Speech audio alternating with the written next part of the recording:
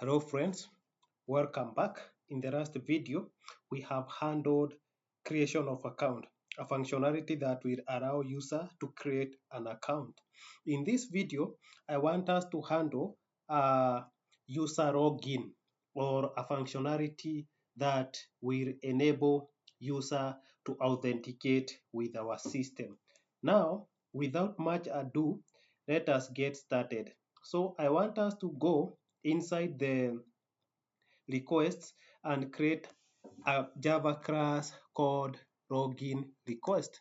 So I want to create a new Java class. I will call this login request. Login request. This will have two fields, username and password. So private string username, private string password, and then at getter, at setter, at or args constructor, at no args constructor. Then I will also create a new Java class, and I am going to call this one should be inside the response, and I am going to call this out. I am going to call this login response. Login response. Login response. So remember, this is the response that after login, it will return access token, the username, and the list of roles associated with a particular user. So I'm going to say new Java class. I will give this login response. I will add getters and setters and no args constructor login response. So I will define three fields: private string access token. So this is the JWT token that will be returned when you provide the correct username and password. Private string username. So you can also decide to omit the username and get it from the access token, and also the roles. You can also decide to get the roles from the access token. String roles. Okay, now I want to create a constructor. I want to create a constructor. So this constructor new. So I want to generate constructor username, email, username, access token, username, list of roles, public login response, string username, string access token, and list of roles. And therefore, I think this is just a repetition of args constructor or args constructor, so I don't need it. Now I want to go inside my repository, auth repository, or auth controller, sorry, inside the controller, and create a method to authenticate a user. So, but before that, for us to authenticate the user, we need to inject JWT utils. Private final JWT utils, JWT utils. We also need authentication manager. Private final authentication manager, authentication manager. So authentication manager will help us to log in into the system. So it delegates the authentication, or it actually performs the actual authentication. So I will copy this method. Instead of sign up, I will call this sign in, or rather you can call it any name that you want. You can call it login. So here I will call this authenticate user, and here I will pass the login request, login request. Then let me import the login request. Let me delete all this. I will delete all this. So the first thing is to create an authentication object. So authentication, basically from authentication manager, we have an object called authentication. Then I will have my try and catch block. Try and catch block. So for the catch, I want to catch authentication exemption. Authentication exemption. So there is this authentication exemption, and I will call this EX. So inside here, I want just to do something. I want to create a map. Map of string object. Map of string object. Map is equals to new hash map. New hash map. So I will say map.put. Map.put. Now I want to handle. So this cache block will handle unauthorized, or it will rather it will not handle unauthorized because we have a handler for that. It will handle bad credentials if your username and password is incorrect. So the message here will be incorrect credentials. Incorrect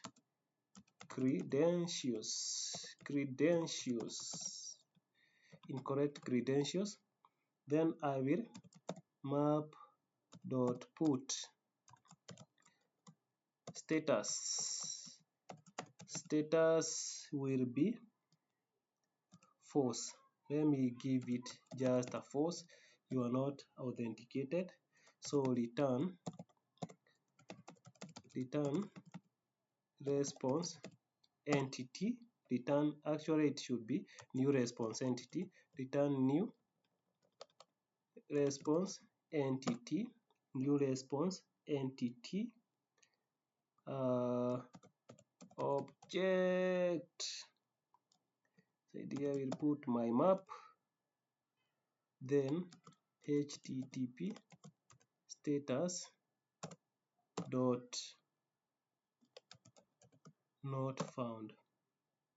http status dot not found, because these are incorrect username and password. So that means your login credentials have not been found. Now here is where interesting things happen inside the try catch block. So inside the try catch block, I will pass the authentication is equals to authentication manager dot authenticate. Inside the authenticate, I will pass the authentication object. So this is new username password authentication token, and inside this I will pass login request dot get username comma login request dot get password. So I will pass those inside there. Then after that, at that point, we have been authenticated successfully. Coming out of this condition, that means the catch part. So this will create an authentication object. So and update this, basically this will update the authentication object, and authenticate will just do the actual authentication. Now after the authentication, outside this catch, that means that everything is correct. Now we want to save the, now we want to return we want to return the access token as well as saving the authentication object inside the security context holder. So I will call security context holder, security context holder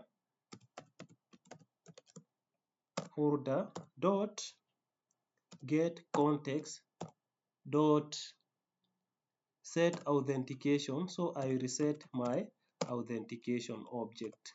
Okay, then string JWT is equals to JWT dot generate token from username, and here I will pass. What will I pass? First of all, where will I get the username? I will get the username from user details. Therefore, I will say user details is equals to authentication dot get principal. Remember, I told you principal is the currently authenticated user. I have to cast this with user details. So this requires some sort of casting. Okay, so user details. So I will say user details dot get username. So this will generate the access token from user name. Why is it required type string? So why is okay? So rather this, because this get principal will just return the currently logged in username. Let me pass the user details. Now alongside this, I want to get the list of rows. List of string rows. We import the list from java.util. List of string rows is equals to user details dot get authorities, stream. Stream is a Java 8 feature that help us to, with the help of map, it will go through the list of rows. It will iterate through the list of row. It will iterate through the list of row and get a specific row. Get authority. Yeah. Then dot we have to correct, because this is a list. We have to correct, and where we are correcting to correctors dot to list. Then here login response is equals to new login response. So this login response has got various parameters. So I will pass the username, user details dot get username. I will then pass rows. I will then pass rows, and of course the first parameter was JWT. It was JWT token. So string JWT token.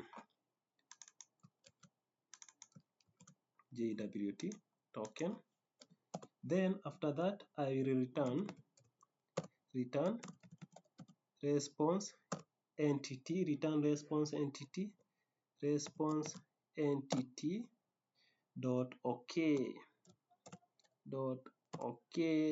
and inside the body I will pass the response. So that is all for the authentication. Maybe I will take you through this code once more again. So we have defined an authentication object. So this is an authentication object. Then we want to update this authentication object with authentication authenticate the user. So inside the authenticate, we pass authentication object, which is username, password, authentication token. We get the username and we get the password. If the username and password are not found, that means we will have to throw authentication exemption. So I have just created a map to format my request. So I will put the message incorrect credentials, status false, then return a new response entity. I want to map my map to the response entity. Then if user is authenticated, save the authentication object inside the security context holders, then get the username, get the currently authenticated user from user details, then generate the JWT token from username, then get the list of roles, and then return login response JWT token, username and the roles, then return response entity dot okay. That is all about signing. In the next video, we are going to test everything and see what we have done so far. So we are going to test everything and see what we have done so far. So stay tuned.